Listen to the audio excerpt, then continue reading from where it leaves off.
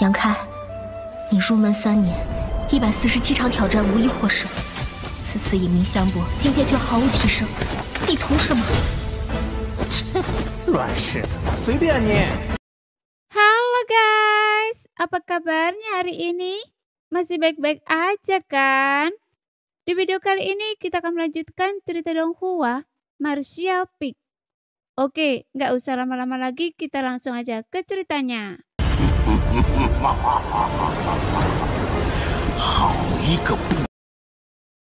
Detik berikutnya tombak tulang itu muncul di hadapan Xiao. Kemudian tombak tulang itu menghantam dada kecil Xiao yang membuat serbuk tulangnya berhamburan.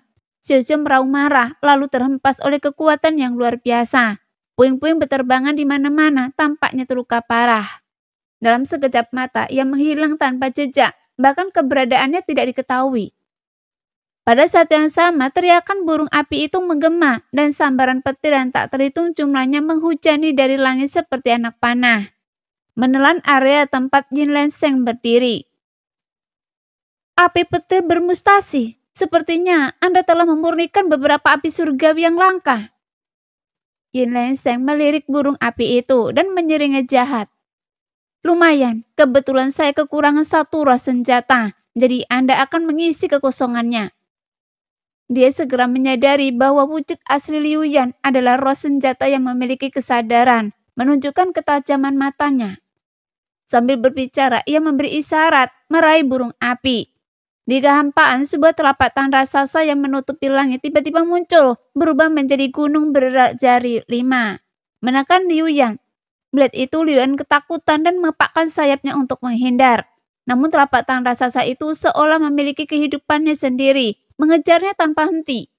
Kemanapun ia berlari, ia tak bisa melarikan diri, dan akhirnya tertampar oleh telapak tangan itu.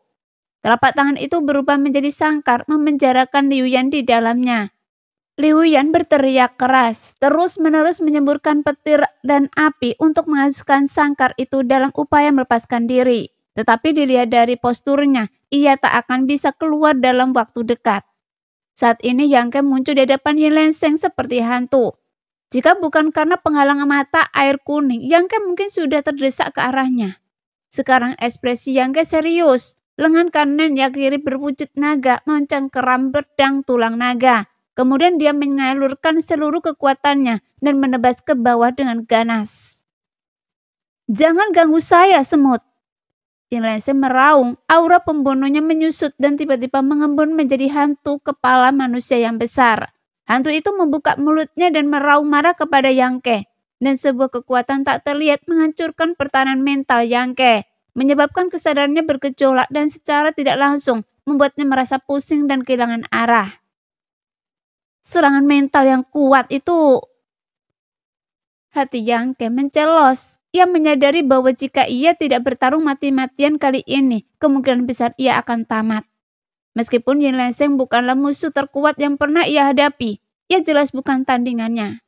Meskipun Wu Shengfeng jauh lebih kuat darinya, Yang Yan selalu ada untuk membantu, membuat Wu Shengfeng bukan tandingannya.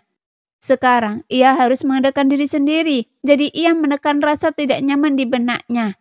Menyalurkan seluruh kekuatannya ke pedang tulang naga dan menebas penghalang mata air kuning. Kemudian getaran dahsyat menyusul dan Yang Ke terlempar ke belakang. Darah mengucur deras di udara, penampilannya benar-benar menyedihkan. "Masih ingin melawan?" Yin Lenseng menatap Yang Ke dengan dingin, ekspresinya penuh keyakinan. Setelah Yang Ke mendarat, ia berkata dengan santai, "Keahlian dan bakat Anda mungkin termasuk yang terbaik di wilayah bintang Anda, bahkan sebanding dengan saya. Tapi Anda muncul di tempat dan waktu yang salah. Jadi ini takdir Anda. Terimalah dan biarkan saya menaklukkan Anda." Yang Ke memaksakan diri untuk berdiri, melirik medan perang tak jauh darinya, tapi ekspresinya tegas. Di sana, bahkan dengan kekuatan gabungan leluhur hantu dan keempat lainnya, mereka masih belum sebanding dengan Feng De dan Liu Qianyun. Meskipun perbedaannya bukan pada tingkat kultivasi, tetapi pada kekuatan di dalam tubuh mereka. Ketiga tokoh kuat dari wilayah bintang gurun besar ini telah menghabiskan 5 tahun di lorong cahaya bintang ini, mengubah kekuatan batin mereka. Tapi bagaimana dengan mereka? Mereka baru berada di sini selama sebulan lebih sedikit. Jadi bagaimana mungkin mereka bisa dibandingkan dengan mereka? Jadi setelah pertarungan singkat, leluhur hantu dan kelompoknya menderita kekalahan telak. Leluhur hantu bahkan berada dalam kondisi yang sangat buruk. Sebagian besar aura hitamnya tampak telah menghilang, memperlihatkan tubuhnya yang hampir tak terlihat. Ai-Oh berdarah deras dari perutnya, jelas menderita luka parah. Laba-laba iblis bulan surgawi ilusi yang melayang di belakang Ciu Yue juga redup dan tak bernyawa. Wudo pucat dan Ku Chang Yun terus-menerus batuk darah. Mereka telah mencapai jalan buntu. Bagaimanapun serangan pria botak itu sangat kejam. Sementara wanita itu tampak menahan diri. Meski begitu, leluhur hantu dan kelompoknya tidak dapat bertahan lebih lama lagi. Adapun dua asistennya Xiu Xiu tidak terlihat dimanapun. Telah diledakkan. Liu Yan terkurung di dalam sangkar, berjuang dan melawan. Meskipun tidak dalam bahaya maut. Namun jika ia kalah, Liu Yan kemungkinan besar akan kehilangan ingatannya dan diinfus ke dalam harta rahasia Yin Lenseng, menjadi roh artefaknya. Mereka berenam telah berkelana bersama, dipenuhi kerinduan tak terbatas akan alam bintang. Siapa yang bisa meramalkan bahwa pemandangan seperti itu akan menanti mereka? Memikirkan hal ini, Yang Ke merasakan sedikit kesedihan. Menyerahlah, Anda dan yang lainnya memiliki asal bintang. Jadi saya tidak akan membunuh Anda. Tapi yang lainnya, kata Yin Lenseng dingin. Sejauh ini dalam pertempuran, selain mengalami sedikit kemunduran dan dipukuli hingga agak berantakan, tidak ada satu goresan pun di tubuhnya. Feng De, biarkan yang memiliki asal bintang hidup. Bunuh sisanya. Yin Lenseng tiba-tiba memerintahkan. Ya.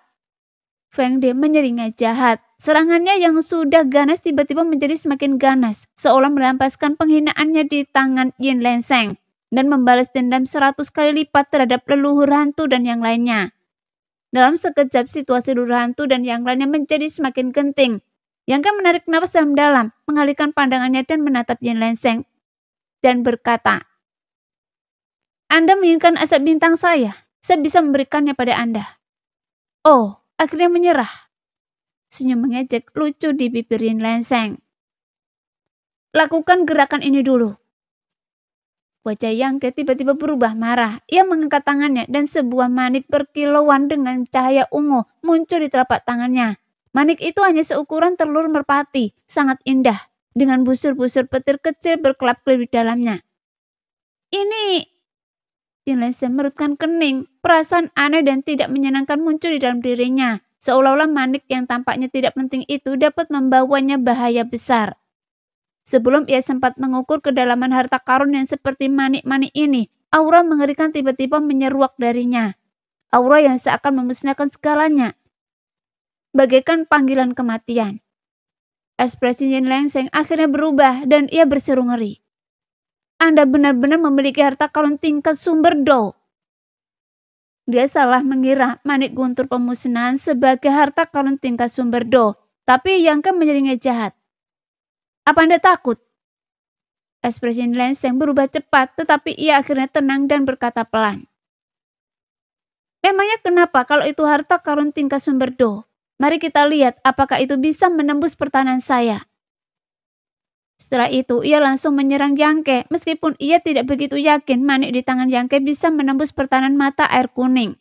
Kehati-hatian selalu lebih baik daripada tidak sama sekali, jadi ia tidak berniat memberi Yang Ke kesempatan untuk menggunakan kemampuannya. Namun Yang Ke berdiri diam, membiarkannya menyerang ke arahnya. Seluruh kekuatan tubuhnya mengalir ke dalam manik guntur pemusnahan seperti banjir yang meluap. Saat kekuatan melonjak, lengkungan petir yang menari-nari di dalam pola petir tampak hidup. Melompat dan berputar-putar. Dengan suara pelan, cahaya ungu redup tiba-tiba melesat keluar dari bola petir pemusnahan.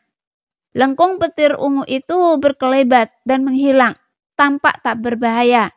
Namun lengkungan petir ungu yang tak pencolok ini langsung menembus perisai mata air kuning Yin Lenseng. Pertahanan itu yang telah menahan serangan Yang Ke dan bahkan menahan hantaman kecil. Serapuh gelembung di hadapan lengkungan petir ungu itu, seolah-olah benar-benar rentan. Sosok Yin Lenseng yang melesat ke depan tiba-tiba membeku, seolah membeku di tempat. Matanya bergetar hebat saat ia menunduk tak percaya. Detik berikutnya ia menemukan pemandangan mengerikan. Sebuah lubang kecil muncul di perisai mata air kuningnya. Setelah suara menyaring terdengar diikuti oleh serangkaian suara benturan dan perisai mata air kuning hancur. Harta karun tingkat sumber do ini berubah menjadi wujud aslinya. Cahayanya meredup, jelas telah kehilangan sebagian besar esensi spiritualnya. Harta karun tingkat kaisar? Ekspresi Yin Lenseng berubah drastis, menatap mutiara guntur pemusnahan di tangan Yang Ke dengan ngeri. Baru sekarang ia menyadari bahwa ia telah meremehkan kekuatan Yang Ke. Mutiara di tangannya itu bukan sekedar harta karun tingkat sumber do, melainkan jelas harta karun tingkat kekaisaran yang lebih tinggi. Karena hanya harta karun tingkat kaisar yang dapat memiliki kekuatan penghancur yang begitu mengerikan. Menghancurkan penghalang pelindung mata air kuning dengan satu serangan. Tidak ada harta karun tingkat sumber do lain yang memiliki kekuatan seperti itu. Siapakah anak ini? Dia tidak hanya memiliki sisik naga asli yang disempurnakan ke dalam tubuhnya, tetapi dia juga menggunakan harta karun tingkat kaisar. Bukankah mereka mengatakan wilayah bintang mereka telah disegel selama puluhan ribu tahun? Bagaimana dia bisa memiliki fondasi yang begitu kuat? Pada saat itu, mata Yin Lenseng bergetar hebat dan dia tidak bisa menahan seteguk darah dan meludahkannya. Baru sekarang dia menyadari dengan ngeri bahwa serangan harta karun tingkat kaisar tidak hanya menghancurkan penghalang pelindung mata air kuningnya, tetapi juga melukainya dengan parah. Kekuatan yang mampu memusnahkan semua hal mengamuk di tubuhnya, menghancurkan meridiannya, dan tidak peduli berapa banyak kekuatan yang dia gunakan. Dia tidak bisa menekannya. Yin Lenseng segera menegang, tetapi juga merasakan kelegaan. Dia lega karena kekuatan Yang Ke terlalu rendah untuk melepaskan kekuatan penuh harta karun tingkat kaisar. Jika tidak, bahkan seorang ahli alam sumber do pun kemungkinan besar akan musnah oleh serangan itu. Apalagi dirinya sendiri. Harta karun kekaisaran itu, ia harus merebutnya apapun yang terjadi. Jika sisik naga itu lebih rendah nilainya daripada yang ada di Yin Lenseng, maka harta karun kekaisaran ini jauh lebih berharga. Bahkan di wilayah bintang, itu adalah harta yang tak ternilai. Yin Lenseng dengan panik mengetuk tubuhnya, mati-matian mengalirkan kekuatannya untuk menekan luka-lukanya. Pada saat yang sama, ia mengeluarkan segenggam pil roh dan memasukkannya ke dalam mulutnya seperti orang rakus. Bersamaan dengan itu, ia mengubah posisinya, menyeret tubuhnya yang terluka parah, dan bergegas menuju Yang Ke. Namun saat itu teriakan kaget tiba-tiba datang dari tidak jauh. Liu Qianjun berteriak, "Kakak senior Yin!"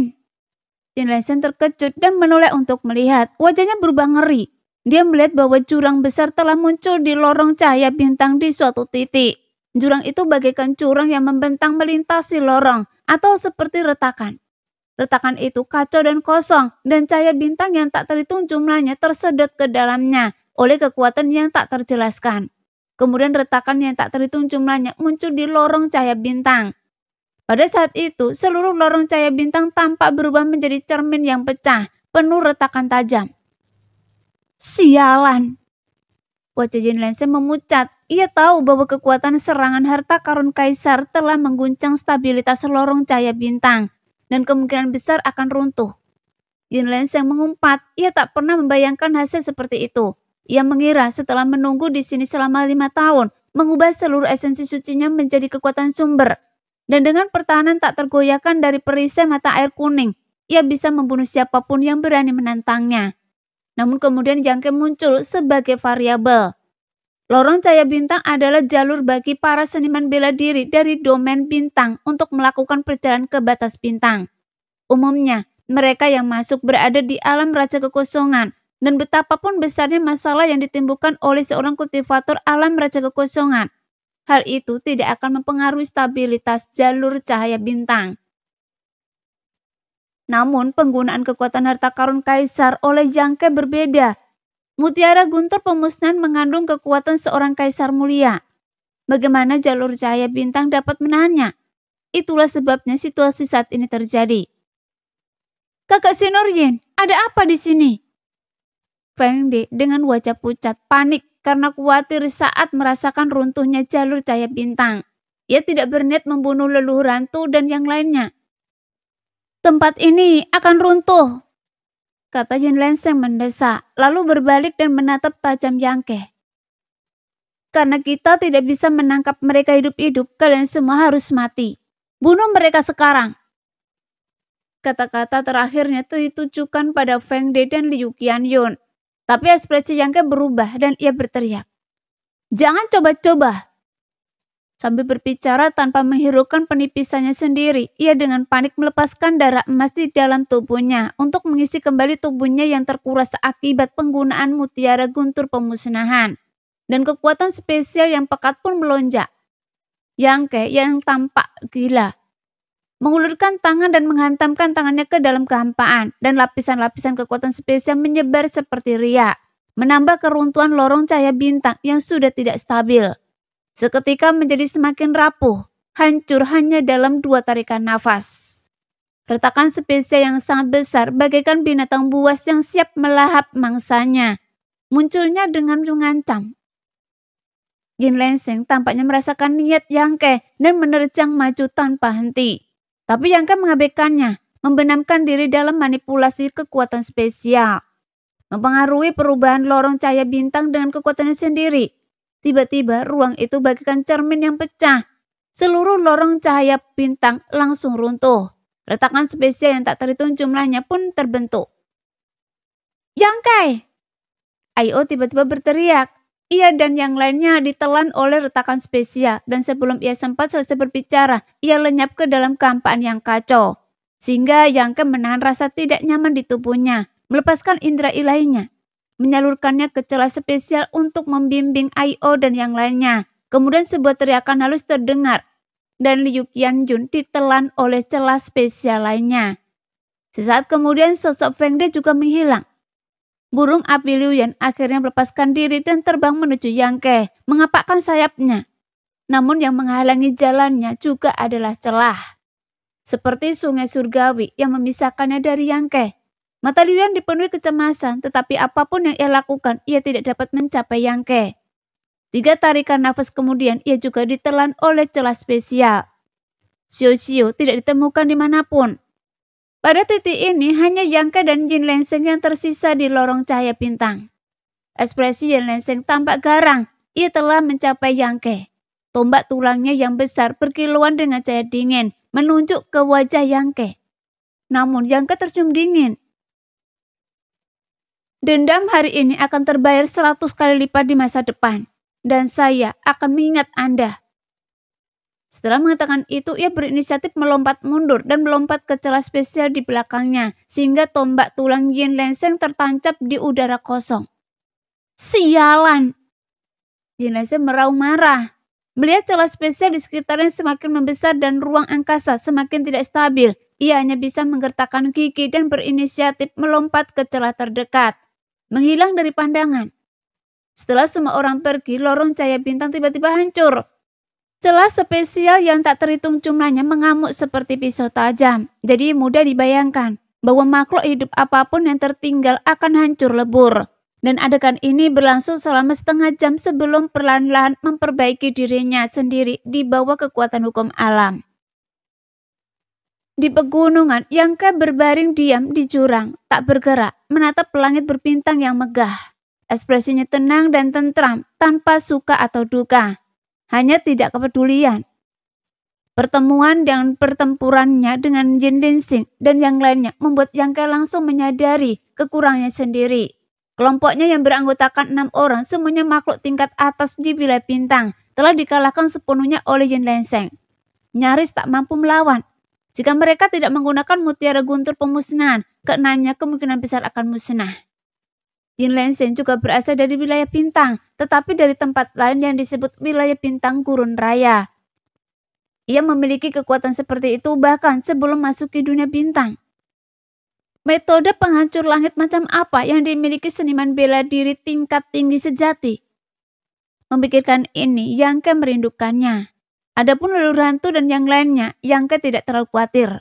Lagi pula mereka berlima bersama, dan di saat-saat terakhir, Yang Ke bahkan telah menggunakan benang spiritualnya sendiri untuk membimbing mereka. Jadi mereka seharusnya tidak tersesat di celah spesial. Namun Liu Yan, dan Xiao telah terpisah darinya setelah pertempuran.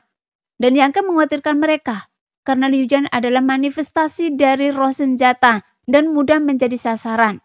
Dan wujud unik Xiao berarti jika ditangkap, ia kemungkinan akan diperbudak. Namun kekhawatiran itu sia-sia sekarang. Yang Ke sendiri belum sepenuhnya aman.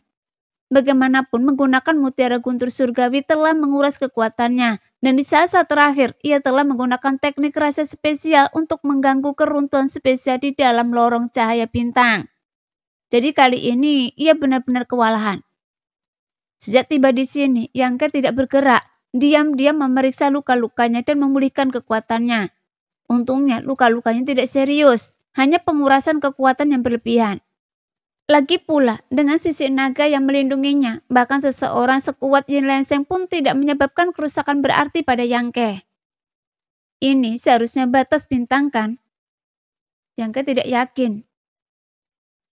Berbaring di sini dan menatap ke atas, semuanya tampak agak berbeda dari apa yang dilihatnya di wilayah bintang. Langit dipenuhi nebula raksasa yang megah, masing-masing dengan bentuk uniknya sendiri, dan pemandangan seperti itu mustahil dilihat di wilayah bintang, di mana langit malam hanya dipenuhi bintang-bintang yang berkelap-kelip.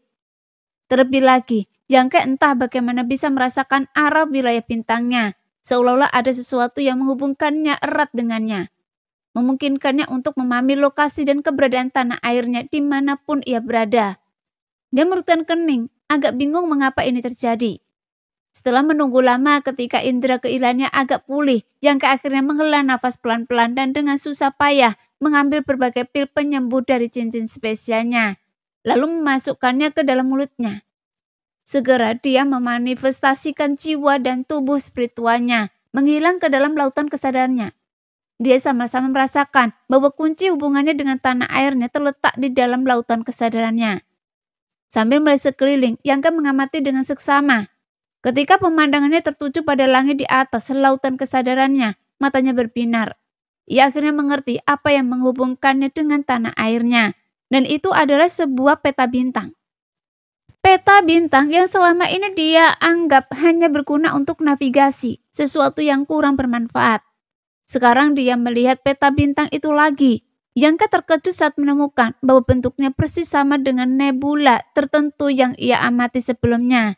Jadi Yang Ke pun tak kuasa menahan diri untuk tidak menunjukkan ekspresi berpikir. Salah satu nebula tak terhitung jumlahnya yang pernah dilihatnya sebelumnya memang merupakan wilayah bintang tempat tanah airnya berada. Itulah mengapa bentuk nebula itu persis sama dengan peta bintang di lautan kesadarannya. Dan nebula-nebula lainnya adalah bidang bintang yang lain. Memikirkan hal ini, Yang Ke agak ngeri. Berdasarkan pengamatannya sebelumnya, ada banyak wilayah bintang di langit. Jika setiap nebula mewakili bidang bintang yang luas, maka dunia ini terlalu luas. Bahkan, seseorang sekuat kaisar pun mungkin tidak dapat memahami keseluruhannya. Ketika Wu Shengfeng melihat peta bintang di benaknya, ia sangat gembira. Membuat Yang Ke menyadari bahwa peta bintang ini sepertinya mengandung rahasia besar. Kemudian ketika ia bertanya kepada Yang Yan tidak banyak bicara. Namun Yang Ke menduga bahwa peta bintang ini mungkin berkaitan erat dengan menjadi penjaga domain bintang. Setelah mengetahui bahwa peta bintang itu di lautan kesadarannya sangat erat kaitannya dengan wilayah bintang asalnya, bahkan kemungkinannya untuk merasakan lokasinya, Yang Ke tidak bisa menahan senyum. Ini berarti dimanapun dia berada, dia bisa melihat tanah airnya hanya dengan melihat ke atas. Dan dia hampir bisa melihat sosok yang dikenalnya itu. Ini memberikan rasa kepuasan, bahkan sendirinya. Dia tidak kesepian. Dia bertanya-tanya apakah dia masih bisa memanfaatkan kekuatan bintang-bintang di batas bintang. Sebagai penguasa bintang-bintang gelap, dia bisa. Di wilayah bintang asalnya, memanfaatkan kekuatannya hanya dengan pikiran, meningkatkan kekuatannya. Dia bertanya-tanya apakah kenyamanan ini masih berlaku di batas bintang. Memikirkan hal ini, Yang Ke mengembalikan jiwanya ke tubuhnya, mengaktifkan esensi bintang-bintang gelap di dalam dirinya. Bersamaan dengan itu, dia dengan cermat memantau perubahan di wilayah bintang, tempat wilayah bintang asalnya berada. Tiba-tiba sebuah titik cahaya berkelap-kelip di bagian tertentu nebula, dan cahaya bintang redup, membentang miliaran mil, melesat langsung ke arahnya. Dalam sekejap mata, cahaya bintang ini masuki tubuh Yangke. Benarkah berhasil? Yangke sangat terkejut. Ia hanya berniat untuk mendapatkan inspirasi mendadak dan melakukan eksperimen kecil. Tetapi ia tidak menyangka bahwa bahkan di batas bintang, ia masih bisa memanfaatkan kekuatan bintang gelap. Namun mungkin jaraknya terlalu jauh, jadi meskipun ia memanfaatkannya, itu tidak berpengaruh. Cahaya bintang redup yang memasuki tubuhnya tidak banyak membantu. Menyadari hal ini, Yangke segera memutuskan hubungannya dengan bintang gelap. Lagi pula, ia saat ini berada di negeri asing, dan jika fenomena ini terus berlanjut, mungkin akan membawa bencana yang tak terduga. Sebelumnya, dia sudah agak menyesali kecerobohannya. Segera setelah itu, ia menutup matanya, mengalirkan energi mendalamnya untuk menyempurnakan efek pengobatan dan mengisi kembali kekuatannya yang terkuras. Lingkungan di sekitarnya terasa sangat nyaman. Energi spiritual langit dan bumi sangat kaya, jauh lebih kaya daripada tempat lain di wilayah bintang. Terlebih lagi dibandingkan dengan energi spiritual wilayah bintang, energi spiritual di sini tampaknya memiliki beberapa perbedaan halus yang sulit dijelaskan. Di lingkungan ini, Yangke memperkirakan ia dapat pulih dengan kondisi puncaknya hanya dalam beberapa hari. Mengenai rencana selanjutnya, Yangke belum memutuskan.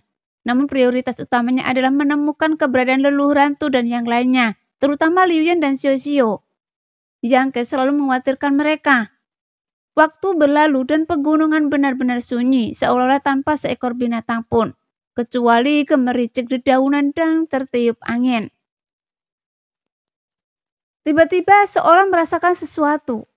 Yangke membuka matanya, tatapannya yang dingin tertuju pada suatu titik di langit. Di sana sesosok muncul melayang diam-diam di udara. Cahaya bulan menyinari sosok itu, memperlihatkan wujudnya yang ramping dan indah. Ternyata Anda. Pendatang baru itu menatap Yangke dengan tatapan takjub. Mati. Yangke tiba-tiba melesat dari tanah seperti bola meriam. Saat masih di udara, ia melepaskan teknik transformasi naga. Seluruh lengannya berubah menjadi cakar naga. Diiringi raungan naga yang melengking, ia melepaskan kekuatan dahsyat ke arah pendatang baru ini. Tunggu! Wanita itu terkejut sambil menggunakan keahliannya untuk menangkis serangan Yangke. Ia mundur cepat, berkata tergesa-gesa.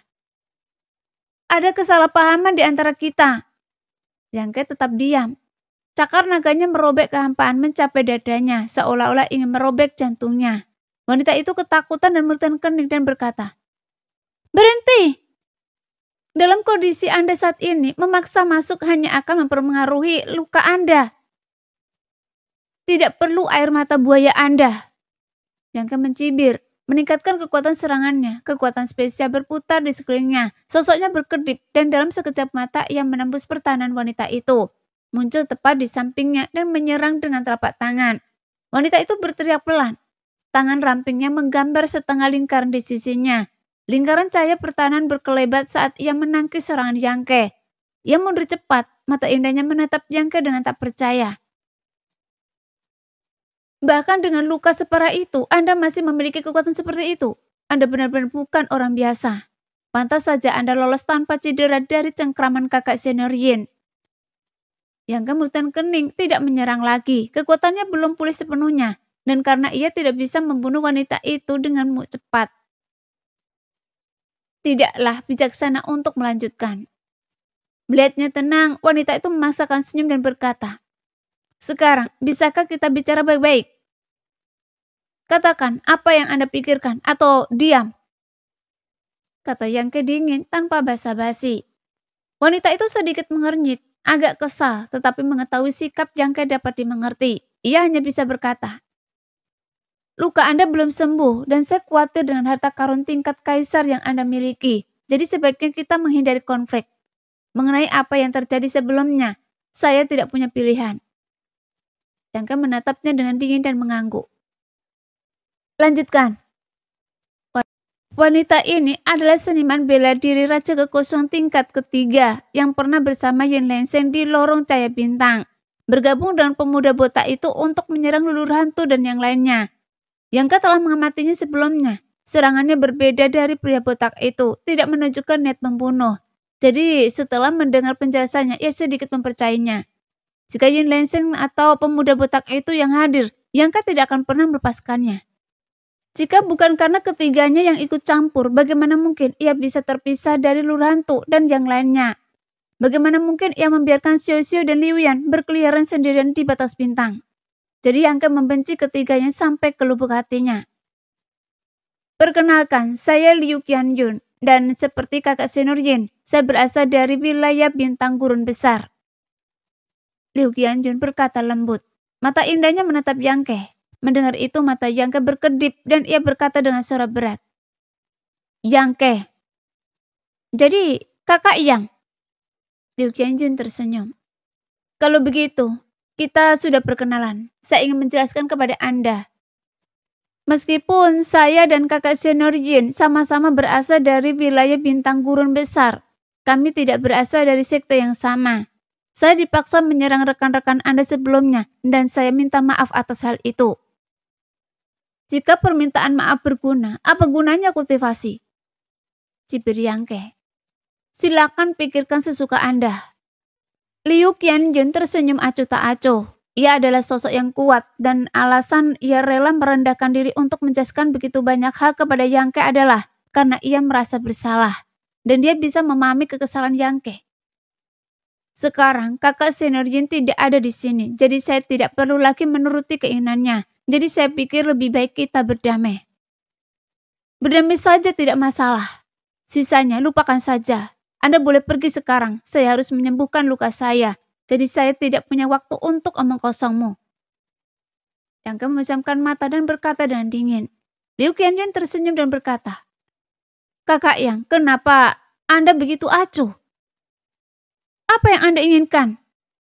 Liu Qianyun tersenyum dan berkata, bagaimana kalau kita bekerja sama? Kita berdua berasal dari wilayah bintang tingkat rendah. Kita baru di sini dan belum familiar dengan tempat ini. Kerjasama akan sangat bermanfaat. Bagaimana menurut saya? Kakak Yang? Yang Ke tidak langsung menjawab, tetapan merenung. Liu Qianyun melanjutkan. Karena kita akan bekerja sama, sebaiknya saya jujur. Meskipun Anda hanya berada di alam raja kekuasaan tingkat kedua, kemampuan Anda jauh melampaui apa yang bisa ditunjukkan oleh seorang seniman bela diri tingkat kedua. Jika rekan-rekan Anda ada di sini, saya tidak tertarik bekerja sama dengan mereka. Kalau begitu, itu kehormatan bagi saya. Bibir Yang Ke melengkung. Itu kurang tepat, kata Liu Qianyun. Saya hanya tidak ingin menjelajah ke alam bintang ini sendirian. Alam bintang jauh lebih berbahaya daripada wilayah bintang. Mendengar ini, Yang Ke tertarik. Sepertinya Anda tahu sedikit tentang alam bintang. Saya tidak akan bilang saya tahu banyak, tapi kurasa saya tahu lebih banyak daripada Anda. Liu Qianyun tersenyum licik. Yang Ke mendengus. Anda tahu wilayah bintang saya telah tertutup selama puluhan ribu tahun, jadi informasi secara alami terblokir. Sambil berbicara, ia hanya duduk bersila. Setelah yakin Liu Qianyun tidak bermaksud jahat, Yang Ke tidak lagi mewaspadainya. Ia lebih suka menghabiskan waktu memulihkan diri. Apapun yang ingin saudara Yang ketahui, saya bisa memberitahu Anda apapun yang saya tahu. Ini adalah tanda kecil ketulusan saya dalam bekerja sama dengan Anda. Melihat Yang Ke merasa lebih tenang, Liu Qianyun langsung memahami perubahan hatinya, dan senyum muncul di wajahnya. Banyak yang saya tidak mengerti, kata Yang Ke dengan tenang. Bagaimana Anda menemukan tempat ini? Oh, saya keluar dari celah spesial dan berada di sekitar sini. Saya melihat cahaya bintang jatuh dan mengira Anda harta karun langka yang muncul. Jadi saya datang untuk melihatnya. Tapi saya tidak menyangka ternyata saudara yang sedang menyembuhkan diri. Liu Qianyun tersenyum.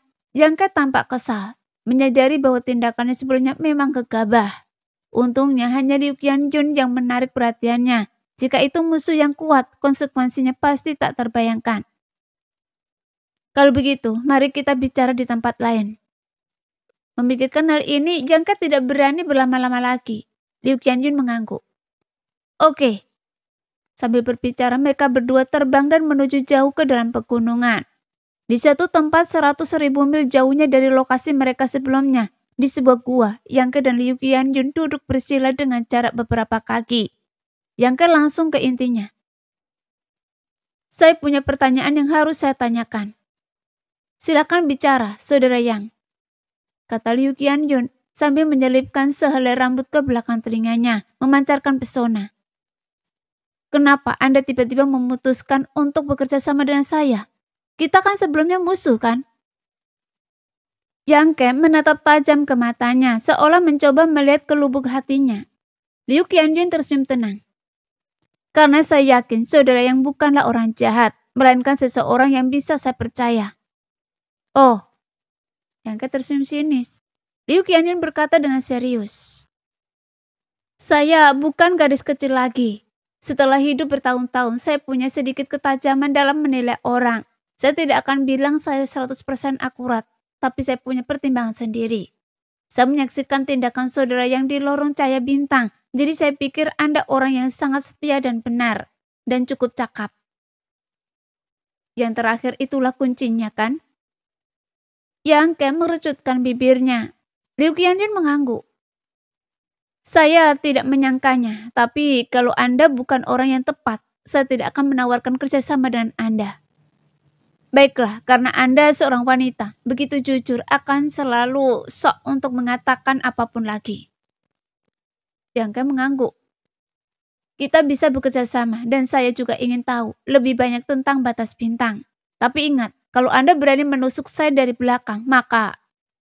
Yang Ke tertawa, aneh dan sinis, membuat tubuh Liu Qianjun yang halus merinding. Tapi dia mengangguk dengan sungguh-sungguh. Jangan khawatir, saya bukan orang yang berbahaya. Itu yang terbaik. Jadi sudah beres. Liu Qianjun menatap Yang Ke sambil tersenyum, dan Yang Ke juga mengangguk. Di dalam gua, Yang Ke menyembuhkan luka-lukanya sambil menanyakan informasi dari Liu Qianjun mengenai batas bintang.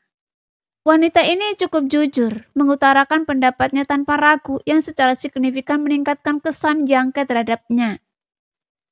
Jadi, alam di atas alam Raja Kekosongan adalah alam sumber Do, dan di atas alam sumber Do adalah alam Kaisar. Benar. Liu Qianjun mengangguk. Hanya ketika aura seorang seniman bela diri berkembang sepenuhnya, mereka dapat menembus alam Raja Kekosongan dan memahami medan domain. Hanya ketika medan domain berkembang sepenuhnya, mereka dapat menembus alam Raja Kekosongan dan memahami kekuatan hukum. Dan yang dikendalikan oleh seniman bela diri alam sumber Do adalah kekuatan hukum. Kekuatan hukum? Ekspresi Yang Ke berubah menjadi khidmat. Liu Qianjun tersenyum tipis dan berkata, Saudara Yang, jangan terlalu dipikirkan. Bahkan para ahli alam sumber Do hanya dapat menggunakan kekuatan hukum dengan cara yang sederhana. Saya dengar hanya dengan mencapai alam Kaisar, seseorang dapat benar-benar mengendalikan hukum. Saat itulah satu pikiran dapat mengubah dunia, dan kata-kata dapat menjadi hukum. Saya mengerti. Yang Ke mengangguk. Tentu saja, memahami kekuatan hukum hanyalah syarat dasar untuk maju ke alam sumber Do. Syarat terpenting lainnya adalah mengubah kekuatan diri sendiri menjadi kekuatan sumber. Kekuatan sumber? Mata Yang Ke berbinar. Apakah itu yang kita sebut kekuatan baru di dalam tubuh kita sekarang? Benar. Kekuatan yang satu tingkat lebih tinggi dari energi suci adalah kekuatan sumber. Saudara Yang pasti juga merasakannya. Kekuatan baru ini berkaitan erat dengan asal-usul kita. Itulah sebabnya disebut kekuatan sumber. Saya merasakannya. Di jalur cahaya bintang itu, fungsi terbesar cahaya bintang adalah untuk mendorong konversi energi Raja Kekosongan menjadi kekuatan sumber. Oleh karena itu, semakin banyak cahaya bintang yang dapat Anda serap di jalur cahaya bintang, semakin baik. Jelas Liu Qianjun. Lalu, Anda tinggal di dalam selama 5 tahun. Bukankah Anda menyerap banyak? Ekspresi Yang Ke berubah serius. Nah, sekian dulu cerita kali ini. Kita lanjut lain hari ya guys ya. Bye-bye.